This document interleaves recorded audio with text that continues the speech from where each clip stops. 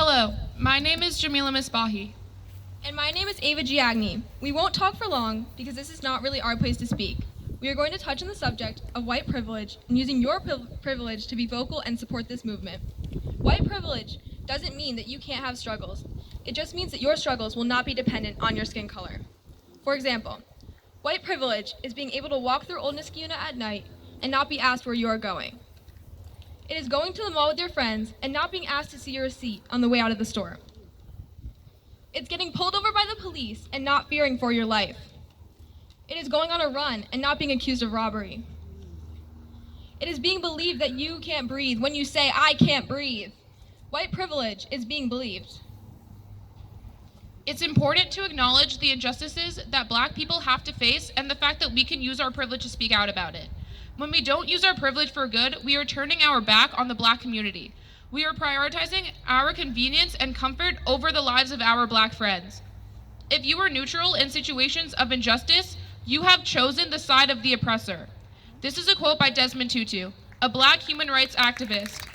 Being silent on the topic just because you do not want to say something controversial or you don't want to start drama is selfish. Millions of Black people are being oppressed every day, and you just want to stay silent just because you don't want your friends to be mad at you?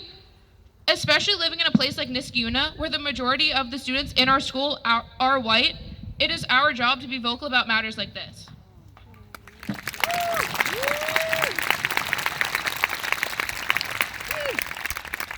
Ways that you as a white person can use your privilege for good is to sign petitions, donate if you can, post about it on social media, read articles about the issue, and genuinely try to open your eyes to what is going on.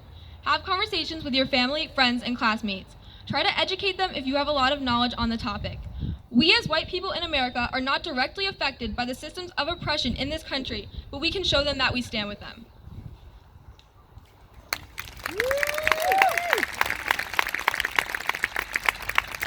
Don't be a bystander to the issue of racism. If you hear something or see something, call it out. Educate before you retaliate. Even if they are your friends, you need to speak up. It is not okay to stand by as your friends and or family say something racially insensitive. I'm only 15, but I am hopeful that we will be the generation that will make a change, a real change.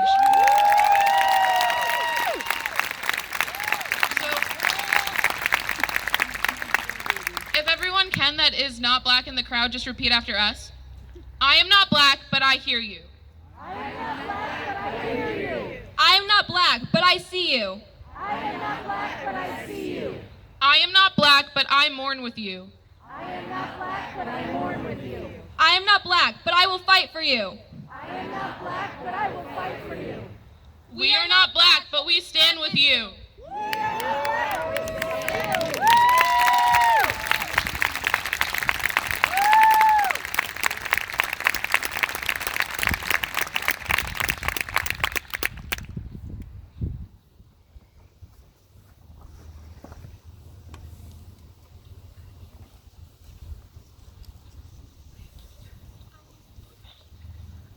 Hello? Okay, sorry. Hi.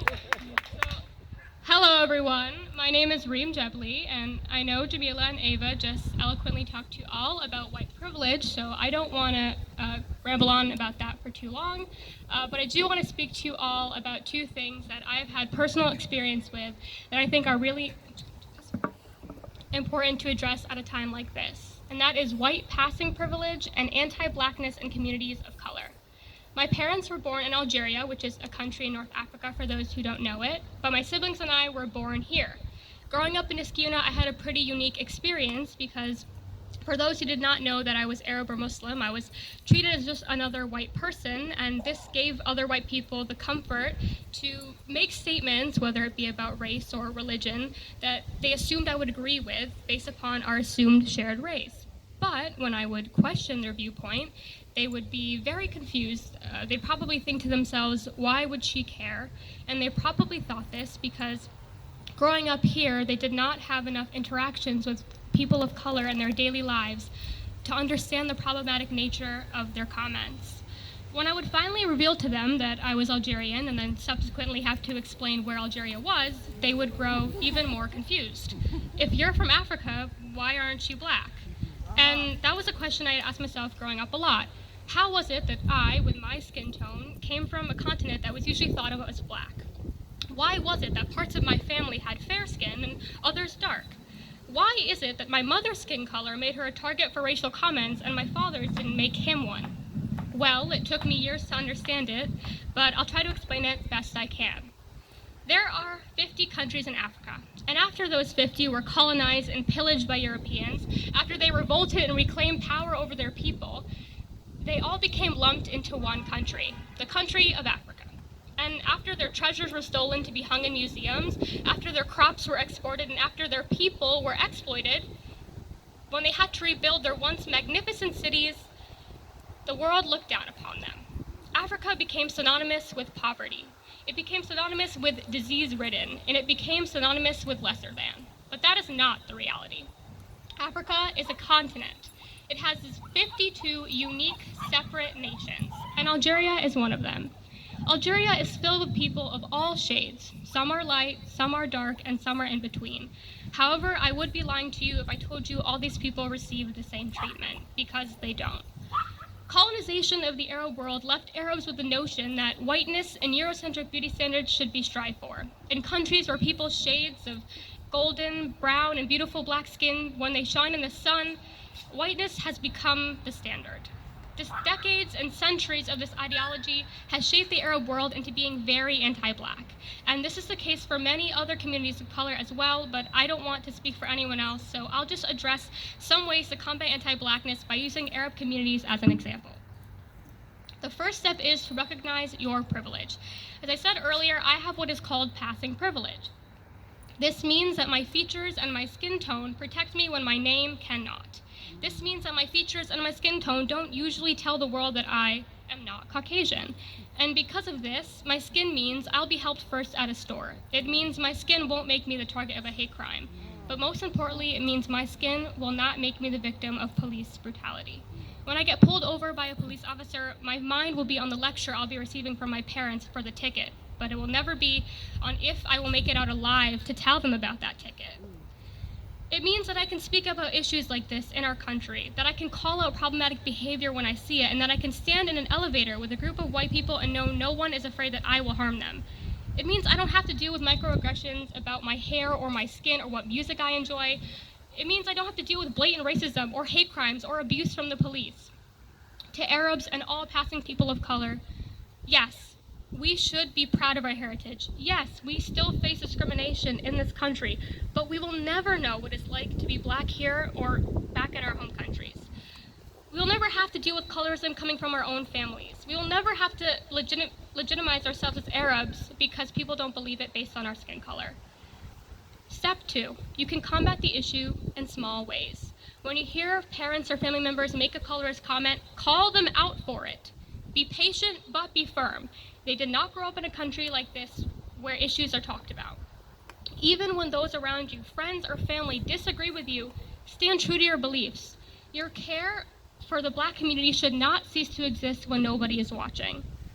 Tell Arabic speakers to use alternative words for black besides the very offensive abid. And do not say the N-word, period. You're not black. It is not your word to reclaim. It is not your word to reclaim. It is not your word to reclaim. Don't appropriate black hairstyles. Your hair might be a different texture, but it is not your culture to wear. It is not your culture to wear. It is not your culture to wear. When filling out a form that asks for race, remember, African American is for black people in America who have been here for generations due to slavery. Black is for black people regardless of national origin, and if you are Arab but not black, please only select this option if it says African descent. The fight to get its representation on the census is one that we will have to continue, but in the meantime, don't steal resources or opportunities from black people in this country. Amplify black voices when you can. Educate yourself on black experience within Arab communities, and if your black friends want to discuss with you their own, listen, please. Step 3. Combat the issue in larger ways, and this applies to everyone here. Make calls, send emails, sign petitions. There are hundreds of resources online to reference as to who you can contact in charge to make sure justice is served. The 4 officers involved with George Floyd's murder were all arrested and charged because we did that. Breonna Taylor's case was reopened because we did that. Ahmaud streets closed, we're finally addressing it because we did that. The people in this country have always held the power. We can continue to protest, to speak out, and to demand change. And we will get it. After all, governments are instituted among men, deriving their just powers from the consent of the governed. Use your voice, use your privilege. To the Black community, I see you. Ana nshufkum. I fight with you. Ana ndarab ma'akum. I stand with you. Ana nuqaf ma'akum. In solidarity always. Thank you.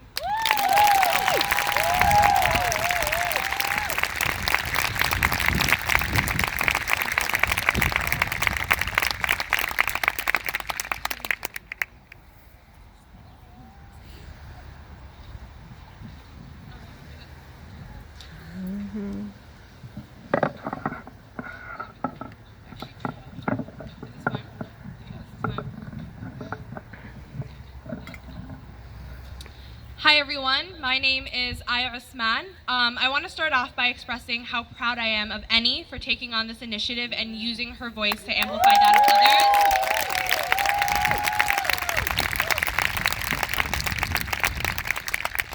I also want to take the time to recognize and appreciate all of you in the audience. Thank you for showing out and showing your support to the Black community during these really difficult times. We see you, we thank you, and we really do hope that you continue to support us and to support this beautiful movement.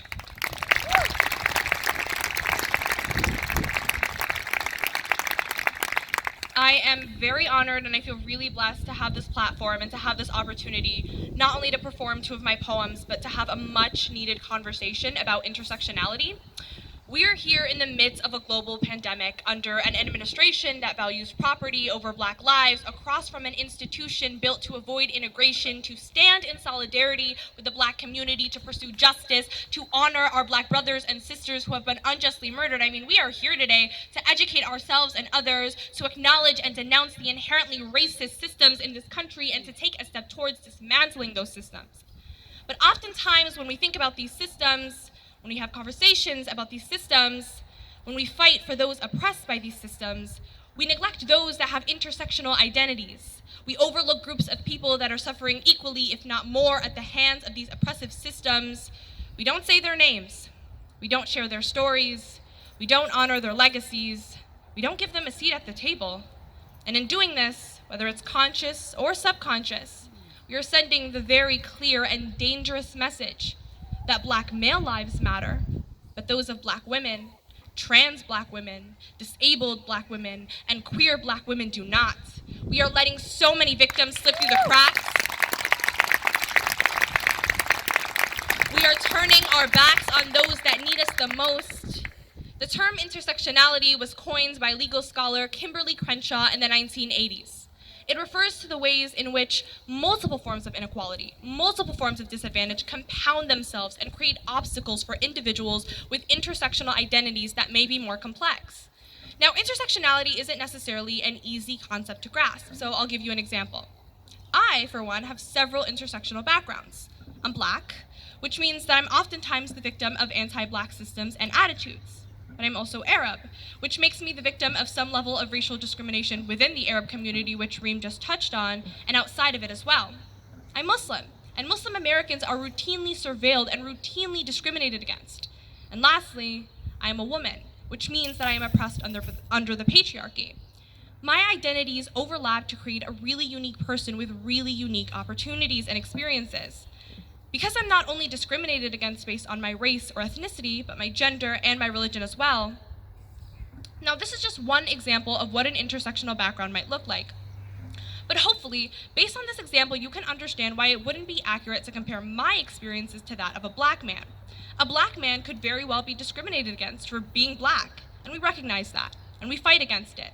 But even within the movement meant to empower all Black people, and in conversations about all Black people with intersectional backgrounds are neglected. So today I'm choosing to use my platform and to use this opportunity to emphasize Black women, to say their names, to amplify their voices. Because we as Black women aren't only fighting for our fathers, our uncles, our brothers, our sons, we are fighting for ourselves. We are fighting against sexism and racism. We are fighting like we always have, but we can't keep fighting alone, so I'm asking you how many Black women murdered by police you can name, And then I'm asking you, why is that number so low? I'm telling you that we need to reframe parts of this movement, reframe conversations, stop cropping Black women out of the picture, start demanding that our killers are held accountable, create spaces where our experiences can be recognized. We are not an afterthought. Bear witness. We are being killed at the hands of police, sexually assaulted and raped at the hands of police. Say our names, say our names, say our names. Shelley Frey, Kayla Moore, Tanisha Anderson, Rakia Boyd, Ayanna Stanley, Breonna Taylor, and so many more. I'm now going to take the time to perform one of my favorite poems that I've ever written, entitled Women That Look Like Me.